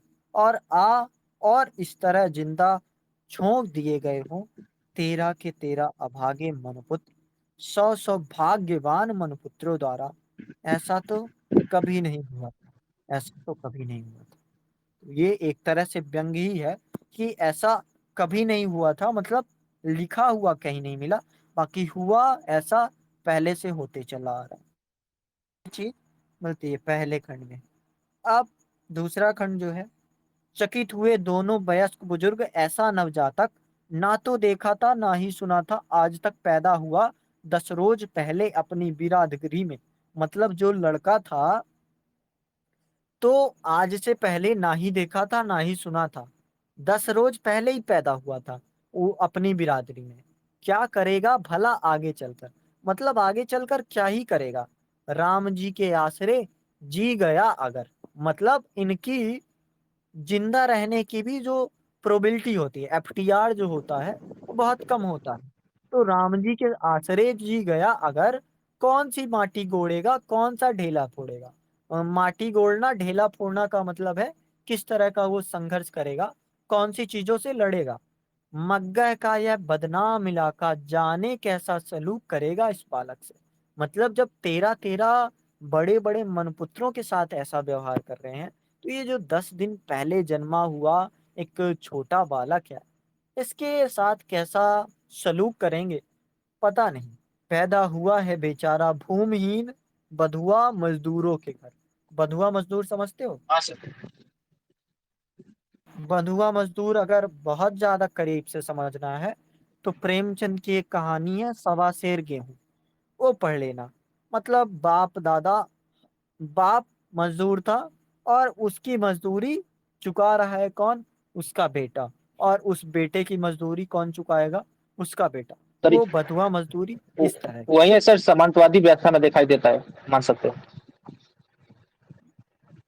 हाँ, तो आगे अब लिखा है, भूमिहीन बधुआ मजदूरों के घर में जीवन गुजारेगा हैवान की तरह, भटकेगा जहां तहां बनमानुष जैसा, अधपेटा रहेगा, अधनंगा डोलेगा, तोतला होगा कि साफ साफ बोलेगा, जाने क्या करेगा, बहादुर होगा कि बेमौत मरेगा, फिक्र की तलैया में खाने लगे गोते, वयस्क बुजुर्ग दोनों एक ही बिरादरी के हरिजन सोचने लगे बार बार। मतलब एक ही बिरादरी के बुजुर्ग और वयस्क दोनों ये सोच रहे हैं कि वास्तव में भविष्य, ये जो सोचना है पूरी तरीके से यही है कि हमारा भविष्य अंधकार में है क्या नहीं है, वो नहीं दिख रहा है। सोचने लगे बार बार कैसे तो अनोखे हैं अभागे के हाथ पैर। राम जी ही, हाथ पैर मतलब कुपोषण का शिकार समझ लो, राम जी ही करेंगे इसकी खैर, हम कैसे जानेंगे, हम ठहरे हैवान। हैवान ठहरने का मतलब, जैसे प्रयोगवाद में अभी हम समझ रहे थे ना कि आप आत्मबद्ध हो। आत्मबद्ध हो मतलब कि आप चाहते हो ब्रह्म राक्षस से बाहर निकलना, पर आपको क्या प्यारा है, वो अंधेरा प्यारा है, वो चीजें प्यारी सर हैं। तो जब आपको ये चीजें या प्यारी रहती हैं तो आप, हाँ, बुद्धिजीवी यहाँ पर से लगा सकते हैं सीधा। बुद्धिजीवी नहीं लगाएंगे यहाँ पे हम, अभिजात। है- हैवान, ब्रह्म राक्षस लगाएंगे। ब्रह्म राक्षस क्यों, क्योंकि वो निकलना अगर चाहे तो विद्रोह कर दे, निकल जाए, पर वो उस स्थिति से निकलना ही नहीं चाहता, या फिर विरोध ही नहीं कर रहा। ऐसा मतलब नागार्जुन कह रहे हैं। ठीक है, हम ठहरे हैवान, देखो तो कैसा मुलुर मुलुर देख रहा शैतान। मतलब ये भी, इसको भी शैतान की संज्ञा दे दो। बच्चे को अक्सर भगवान का रूप माना जाता है, लेकिन हरिजन का अगर बेटा होगा, हरिजन का अगर संतान होगी, तो उसको संतान उसको शैतान की संज्ञा दी जा रही है। मतलब जो नागार्जुन का देखना है ना, वो बहुत ही गहरा व्यंग कर रहे हैं, बहुत ही गहरा। हाल ही में घटित हुआ था विराट दुष्कांड, झोंक दिए गए थे 13 निरपराध हरिजन, सुसज्जित चिता में यह पैशाचिक नरमेघ पैदा कर गया है दहशत जन जन के मन में। इन बूढ़ों की तो नींद ही उड़ गई तब से। बाकी नहीं बचे हैं पलकों के निशान। पलकों के निशान ना बचना मतलब जैसे होता है कि पलक किस चीज का प्रतीक होता है। जैसे आपने आंखें मूंद ली और आपकी अगर पलकें नहीं होगी तो वो आंखें अपने आप ऊपर शायद उड़ सकती हैं, या फिर शायद कुछ तो गहरा अर्थ है। तो पलके जो हैं वो खो चुके हैं। पलके खो चुके हैं मतलब आंखें जो हैं ढप नहीं रही हैं या फिर बंद नहीं हो रही हैं। जैसे मछलियों की पलकें सोते हुए भी बंद नहीं होती। तो वो चीज थोड़ा मतलब प्रतीक की भी भाषा है। बाकी नहीं बचे हैं पलकों के निशान। दिखते हैं दिखते हैं दृगों के कोर ही कोर। कोर ही कोर मतलब खोखला ही खोखलापन।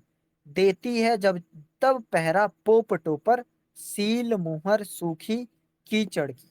मतलब कीचड़ भी सूखा है। जब कीचड़ सूखा होता है तो बहुत ही खराब स्थिति होती है। जैसे कि सुसुप्ता अवस्था में जब जैसे मगरमच्छ जाता है ना, तो अक्सर कुछ मगरमच्छ सूखे के कारण मर जाते हैं। ऐसा क्यों होता है?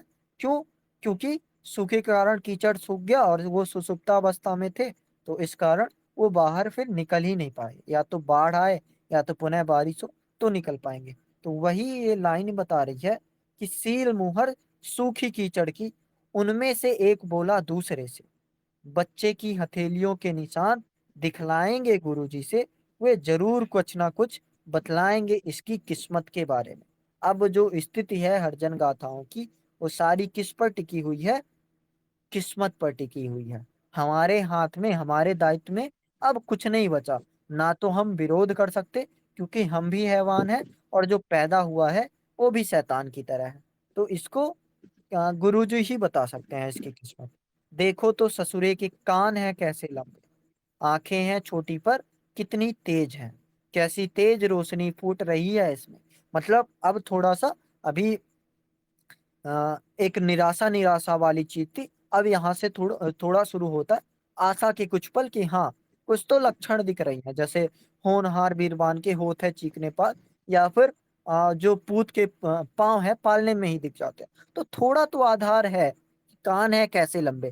कान लंबे होने का अर्थ है कि वो अब आवाज सुन सकेगा। उनकी अभी जो एक कविता हमने पढ़ी ना, तो वहां पे 10 गुना बधिरापन है। तो ये थोड़े अगर बड़े कान है तो कुछ तो आवाज सुनाई देगी।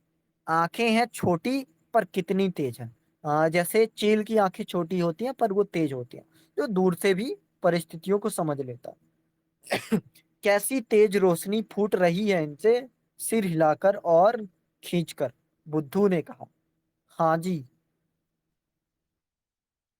हाँ जी खरदेन, गुरुजी ही देखेंगे इसको, बताएंगे वही इस कलुए की किस्मत के बारे में।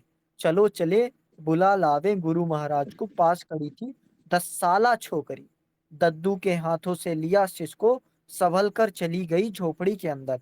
अगले नहीं, उससे अगले रोज पधारे गुरु महाराज। रैदासी कुटिया के अधेड़ संत गरीबदास। बकरी वाली गंगा जमनी दाढ़ी थी। मतलब जो एक ढांचा होता है या फिर जो एक तरीका होता है ना, कि गुरु होंगे तो किसी ना किसी तरह का लक्षण होगा। तो वही थोड़ा व्यंग तो करना बनता है गुरु जी पे। सर सर यहाँ पर हाँ रैदास कुटिया क्या होगा? रैदास यहाँ पर देखो, क्यों लगा है? रैदास कुटिया, कुटिया समझ में, रैदास यहाँ पर क्यों लगा है? रैदास रैदास एक कवि है। रैदास की कविता से समझना कि रैदासी कुटिया का क्या मतलब। रैदास की भक्ति जो है दास भाव की भक्ति। वो अपने आप को निम्न समझते हैं, और जो गुरु है या फिर जिसके वो जो उनका स्वामी है उसको श्रेष्ठ समझते हैं। तो रैदासी कुटिया मतलब जो हरिजन की कुटिया है, तो हरिजन रैदास हुआ, और जो गुरु जी हैं वो स्वामी हुए। रैदास की एक रचना है, जरा एक सेकेंड। प्रभु जी तुम पढ़ा था चंदन सर हम उस, पानी। जा, हाँ, हाँ हाँ, जाकी उसमें पढ़ा था, अंदर उसमें बात बताया था हमारी। कि सुनो तो, प्रभु जी तुम घनवन हम मोरा, जैसे चितवत चंद चकोरा। प्रभु जी तुम दीपक हम बाती, जाकी ज्योति बरे दिन राती। प्रभु जी तुम मोती हम दागा, जैसे सोने मिलत सुहागा। प्रभु जी तुम स्वामी हम दासा, ऐसी भक्ति करे दयादासा। हरिजन है तो उनकी भक्ति रैदास भाव की भक्ति है। मतलब एक छोटे से भाव में नागार्जुन के बहुत गहरे गहरे अर्थ होते हैं। जैसे अभी हम वो कविता पढ़ रहे थे ना, क्या बोलते हैं कविता का, क्या नाम था, बादल को घिरते देखा। तो वहां पे कालिदास शब्द का प्रयोग किया है।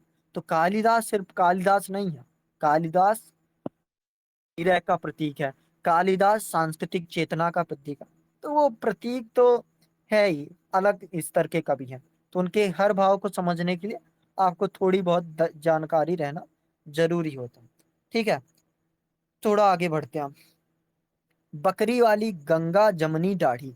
गंगा जमनी दाढ़ी का मतलब, जैसे गंगा जमनी तहजीब, मतलब कि गंगा और जमुना जो मेल मिलाप होता है, या फिर जो आधार होता है कि यह ऐसा भी और वैसा भी।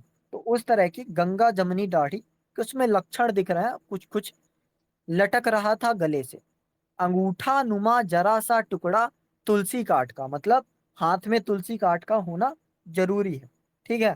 कद था नाटा, सूरत थी सावली, कपार पर बाई तरफ घोड़े के खुर का था निशान। बाई तरफ घोड़े घोड़े के खुर का निशान होना समझ रहे हो क्या है? नहीं सर, यहाँ पर क्या होगा? और तो जैसे समझ रहा हूँ सर, एक चीज आपने उतना।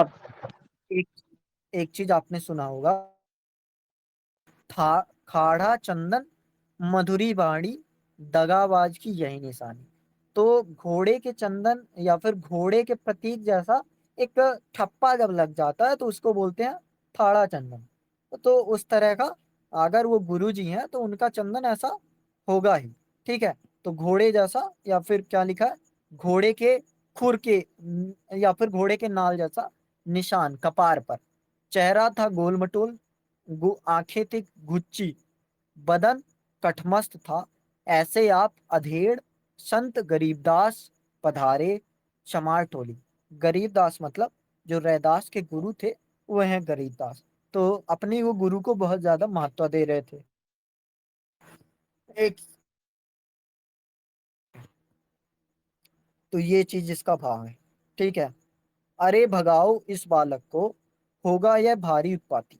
मतलब अब जो गुरु जी हैं, अपनी उसी विचारधारा के आधार पर चमर टोली में जब पधारे तो क्या क्या बता रहे हैं। अरे भगाओ इस बालक को, होगा यह भारी उत्पाती, जुल्म मिटाएंगे धरती से इसके साथी और संघाती। यह उन सबका लीडर होगा, नाम छपेगा अखबारों में, बड़े बड़े मिलने आएंगे लद लद कर मोटर कारों में। मतलब अब जो गुरु जी हैं, वो जब इसका हथेली देख रहे हैं और जो बच्चा है, तो गुरु जी स्वयं डर गए। क्या डर गए गुरु जी?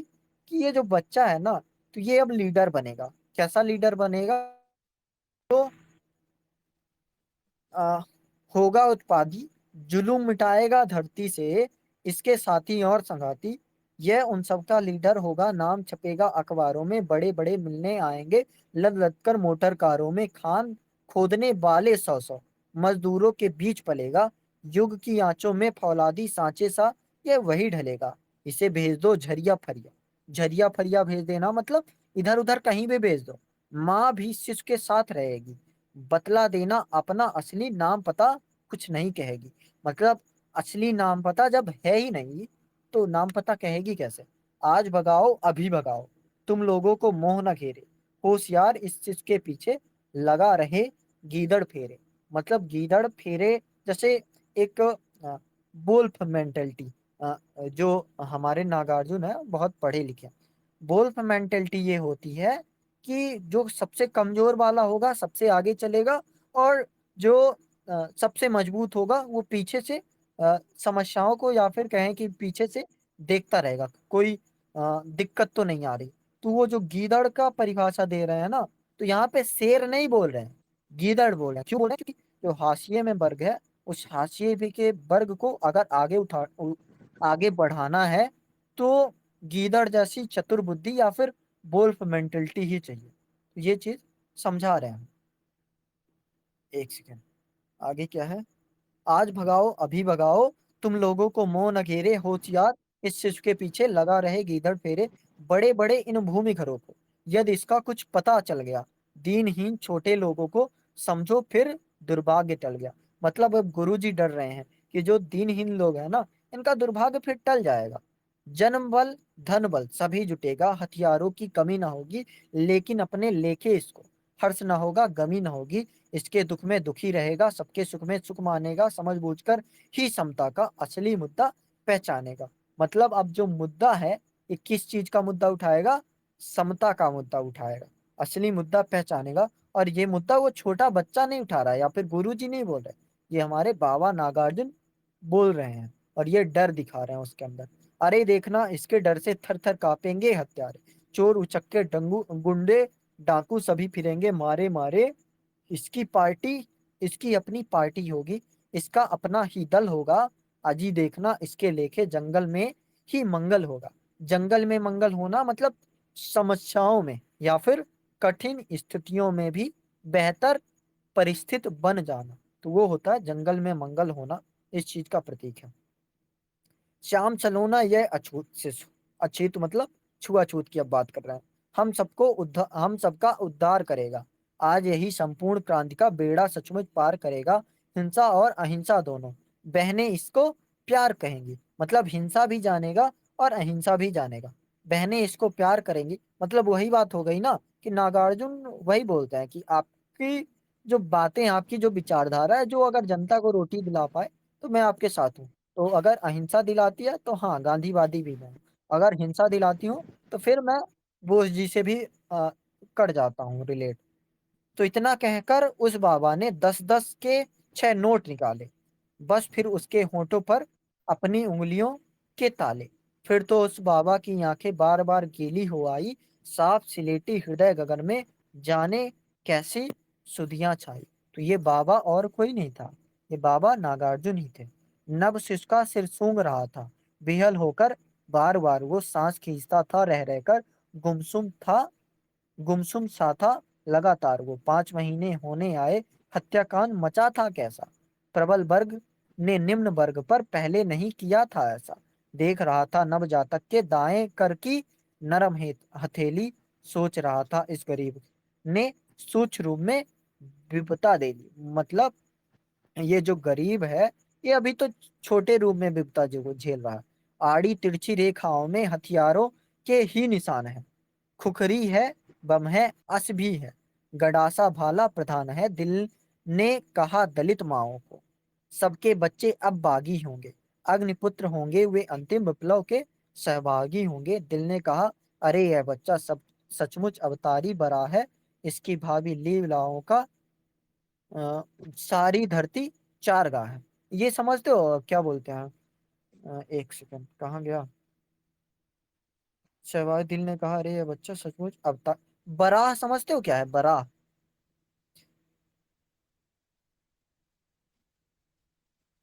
बराह एक कवि कैसे? है नहीं सॉरी। जो दलितों के कवि माने जाते हैं या फिर दीनों के कवि माने जाते हैं। तो बरा उस चीज का प्रतीक है कि सब सचमुच अवतारी बरा है। इसकी भावी लीलाओं का सारी धरती चारागाह है। दिल ने कहा, अरे हम तो बस पिटते आए रोते हुए, बकरी के खुर जितना पानी उसमें 100-100 गोते खाए। दिल ने कहा, अरे यह बालक निम्न वर्ग का नायक होगा, नई ऋचाओं का निर्माता, नए वेद का गायक होगा। होंगे इसके 100 सहयोद्धा, लाख लाख जन अनुचर होंगे, होगा कर्म वचन का पक्का, फोटो इसके घर घर होंगे। दिल ने कहा, अरे इस चीज को दुनिया भर में कीर्ति मिलेगी, इस कलुए की तदबीरों से शोषण की बुनियाद हिलेगी। दिल ने कहा, अभी जो भी शिशु इस बस्ती में पैदा होंगे, सबके सब सूरमा बनेंगे, सबके सब ही सैदा होंगे। तो ये बातें हैं नागार्जुन की। तीसरा खंड आते हैं, ज्यादा गहरे में नहीं जाते। सुनते हो बोला खदेरन। खदेरन मतलब कि जिसको निकालने से डर नहीं है, या फिर जिसको कभी भी निकाला जा सकता है, ऐसा नाम रखा गया। बुद्धू भाई मतलब जिसके ज्ञान नहीं है। तो बुद्धू भाई देर नहीं करनी इसमें, चलो कहीं बच्चे को रख आवे।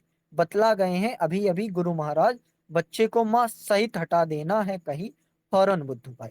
मतलब अब जो ज्ञानी बाबा दे गए हैं ज्ञान ना, कि हटा दो, ये ऐसा कर देगा वैसा कर देगा, तुम्हारी जात बिरादरी का नाम डुबो देगा। तो मतलब जो चीज तुम पहले करते थे, जैसे आप एनसीईआरटी में पढ़ोगे तो एनसीईआरटी में एक बात है कि एक जो परंपरा है, मान लो कि उच्च वर्ग मंदिर है, मंदिर में उच्च वर्ग को नहलाया जाएगा और उसका जो चरणामृत है वो गरीब वर्ग उससे नहाएगा या फिर उसको चखेगा या फिर पिएगा ऐसी कोई शायद कुछ लिखा था। अब जब बच्चे ने, मतलब जब बच्चे की बारी आई या फिर जब बच्चा 18 वर्ष का हो गया तो उसने मना कर दिया कि मैं ऐसा नहीं करूंगा। तो जो समाज था वो दलित समाज या फिर शोषित समाज, तो उस समाज ने ही मना कर दिया या फिर उस समाज ने उस बच्चे को त्याग दिया कि मैं अब तुमको नहीं करूंगा। क्यों? क्योंकि तुम परंपराओं को तोड़ रहे हो, तुम हमारी जो जड़ है उसको तोड़ रहे हो। तो ऐसी बातें देखने को मिलती हैं कि आप उस चीज से इतना शिथिल हो जाते हो कि शोषक वर्ग जिसका शोषण हो रहा है वही वास्तव में शोषक हो जाता है। तो ये चीज यहीं पे नागार्जुन जी लिख रहे हैं कि फौरन बुद्धू भाई ने कहा कि बुद्धू ने अपना मतलब कि हटा देना चाहिए बच्चे और माता दोनों को। बुद्धू ने अपना माथा हिलाया खदेरन की बात पर, एक नहीं 3 बार बोला, मगर एक शब्द नहीं। व्याप रही थी गंभीरता चेहरे पर, था भी तो वही उम्र में बड़ा। 70 से कम तो भला क्या रहा होगा। तो चलो उठो, फौरन उठो, शाम की गाड़ी से निकल चलेंगे, मालूम नहीं होगा किसी को, लौटेंगे 3-4 रोज तो लग ही जाएंगे। बुद्धू भाई तुम तो अपने घर जाओ, खाओ पियो आराम करो, रात में गाड़ी के अंदर जागना ही तो पड़ेगा। रास्ते के लिए थोड़ा चना चबेना जुटा लेना, मैं इत्ते में करता हूँ तैयार। समझा बुझाकर सुखिया और उसकी सास को बुद्धू ने पूछा, धरती टेक कर उठते उठते झरिया झिरिया गिरडीह बोकारो कहाँ रखोगे छोकरों को, वहीं ना जहां अपनी बिरादरी के कुली मजूर होंगे 150। 4-6 महीने बाद ही कोई काम पकड़ लेगी सुखिया भी। और फिर अपने आसपास धीमी आवाज में कहने लगा, बुद्धू छोकरे की बदनसीबी को तो देखो, माँ के पेट में था तभी इसका बाप भी झोंक दिया गया उसी आग में। बेचारी सुखिया जैसे तैसे पाल ही लेगी इसको, मैं तो इसे साल साल देख आया करूंगा। जब तक है चलने फिरने की ताकत चोले में, तो क्या आगे भी इस कलुए के लिए भेजते रहेंगे खुर्ची गुरु महाराज। बढ़ आया बुद्धू अपने छप्पर की तरफ, नाचते रहे लेकिन माथे के अंदर गुरु महाराज के मुंह से निकले हुए हथियार के नाम और आकार प्रकार, खुखली भाला गंडासा बम तलवार, तलवार बम गड़ासा भाला खुखरी।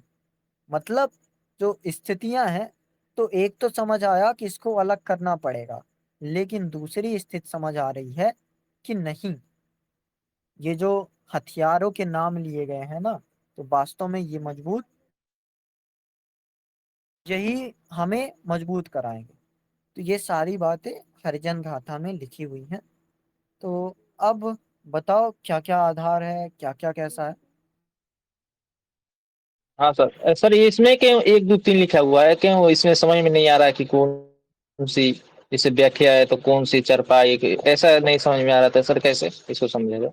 ये 1 2 3 ये भाग है। पहले भाग में क्या होता है कि जो स्थिति है बहुत बेकार हुई है, जहाँ पे आगजनी की घटना हो गई है और एक छोटा बच्चा पैदा हुआ है जो अभागा सा।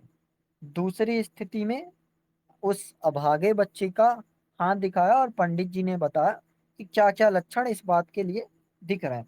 और तीसरी स्थिति कि लक्षण के आधार पर और पंडित जी ने जो बताया था उसके आधार पर अब निर्णय लिया जाएगा या फिर प्रतिक्रिया होगी। वो 3 खंड है कविता के और 3 स्तर पर कविता, जैसे अकाल और उसके बाद 2 खंड है। पहला खंड अकाल, दूसरा खंड उसके बाद, तो वो चीज है, समझे। हाँ सर, क्योंकि सर ऐसा सर लगता है कि सर एकदम हिंदी हिंदी में जैसे कि खड़ी बोली होती है सर, वैसा इसमें भी बहुत ज्यादा बदलाव आया है। क्योंकि सर कहीं कहीं देख रहा है बीम देख रहा है, कहीं कहीं प्रतीक ज्यादा गहराई से दिख रहा है। सर ऐसे कविता लिखना बहुत मुश्किल होता होगा, क्योंकि इसमें सोचना विचारना सबसे बड़ी मुश्किल है। हाँ, लेकिन ऐसी कविता लिखना जब आप सोचने लगते हो तो आसान हो जाता है, जब तक आप नहीं सोचते तो फिर मुश्किल रहता है। तो ये बाबा नागार्जुन की जो कविताएं, हमने 7 कविताएं पढ़ी हैं, तो उन कविताओं का आधार इतना ही गहरा है कि जितना ही गहरा आपको समझ होगी। जैसे अभी हमने एक कविता पढ़ी थी, कि खुरदुरे पैर। उस खुरदुरे पैर में अभी तो आप ऊपर ऊपर से समझ रहे हो, लेकिन अब जब आप किसी को रिक्शा चलाते हुए देखोगे तो उसके पैरों पर आपकी नजर जरूर जाएगी। तो जब आपको उसके पैरों पर नजर जाएगी तो वो विचार अपने आप ही बनता चल जाएगा कि हाँ, ये बातें बाबा नागार्जुन ने लिखी होंगी, तो क्या सोच के लिखी होंगी। तो यही चीज है। सर इसमें भी एक और ब्रह्मा रचा जैसे लिखा हुआ था सर, वहां पर भी यही सेम मिलती है कि वहां पर भी गानता है, प्रतिकात्मकता है, बीम है, वैसा ही लग रहा है कि इसमें भी गहराई है बहुत ज्यादा। कह सकते हैं। तो ये और बातें थी झारखंड दिखाने का प्रयास नागार्जुन। इस। हाँ, ये बातें थी नागार्जुन और जितने भी कवि थे, जितने भी चीजें थी, भाषा खंड हो गया, कवि की रचनाएं हो गई। अब 3 दिन हम नाटक करेंगे। पहले दिन भारत दुर्दशा, दूसरे दिन स्कंदगुप्त, तीसरे दिन मोहन राकेश, और चौथे दिन हम अगर मन होगा तो जैसे डॉक्टर राम कुमार वर्मा हो गए, विशंबर नाथ शर्मा कौशिक हो गए, और एक दो और रचनाकार हैं जो नाटक में पेपर वन में है। मन होगा तो करेंगे, नहीं तो फिर मैं रिकॉर्ड करके डाल दूंगा, तो उसको आप सुन लेना, उनके बारे में थोड़ी थोड़े 10-10 मिनट की बातें कि क्या इम्पोर्टेंट है, कैसे वो महत्व रखते हैं। फिर उसके बाद हम नाटक जैसे ही होगा तो हम कहानियों में चलेंगे। थोड़ा कहानियों का आधार जैसे 39 कहानियां, 39 या 38 कहानियां हैं। तो प्रेमचंद की कहानियों में 2 दिन हम दे सकते हैं, और साथ ही उपन्यास भी कर लेंगे। जब प्रेमचंद की कहानी कर रहे होंगे तो गोदान भी प्रेमचंद का कर लेंगे, मतलब 2-3 दिन मान लो अधिक से अधिक। और फिर उसके बाद हम एक दुनिया समानांतर में जाएंगे। दुनिया समानांतर की कहानियों को मोस्टली 5-6 कहानियों को थोड़ा समझना 1-2 दिन में हो जाएगा। कथानक अगर समझ लिए, एक तरीका सीख लिए कि कैसे लिखा जाता है उत्तर, तो उतने में हो जाएगा। और फिर उपन्यास 3 बचे रहेंगे तो एक एक दिन में उपन्यास हो जाएंगे। और फिर आलोचनाएं थोड़ी करेंगे हम, थोड़ा निबंध पढ़ेंगे, निबंध निलय है और एक चिंतामणि है। तो इतने में हो जाएगा हमारा लगभग 10-12 दिन में हिंदी सिलेबस। 12 मान लो, 15-20 दिन में खत्म हो जाएगा। तो निबंध